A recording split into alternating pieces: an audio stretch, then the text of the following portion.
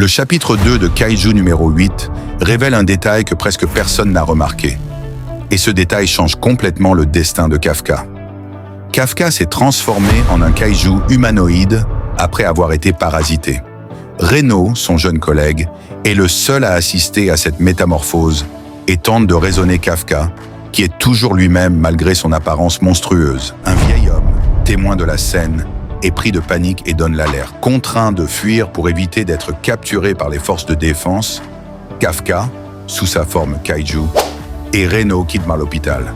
Alors qu'ils tentent de s'échapper, ils aperçoivent au loin un autre kaiju qui sème le chaos. Poussé par son sens des responsabilités et son désir d'être un héros, fidèle à sa promesse envers Mina Hashiro, Kafka décide d'intervenir. Il arrive sur les lieux juste à temps pour sauver une petite fille et sa mère d'une attaque imminente du kaiju.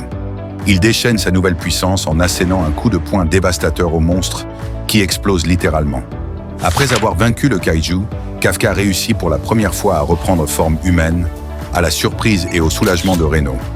Il ne reste du kaiju vaincu que des morceaux gélatineux dispersés. Peu après, les forces de défense arrivent sur les lieux, dirigées par la capitaine Mina Hashiro. Une petite fille sauvée par Kafka raconte à la capitaine qu'un gentil monsieur kaiju a sauvé sa maman.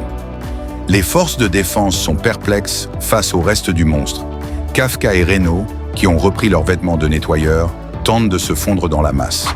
3 mois plus tard, après le passage des premiers examens, alors qu'ils s'apprêtent à partir, une jeune femme, Kikoru Shinomiya, les interpelle et leur demande de déplacer leur fourgonnette. Kafka refuse. Kikoru, qui est également une candidate à l'examen des forces de défense, active la combinaison de combat qu'elle portait sous ses vêtements. Démontrant une force incroyable, elle saisit le fourgon et le jette de côté, puis se présente.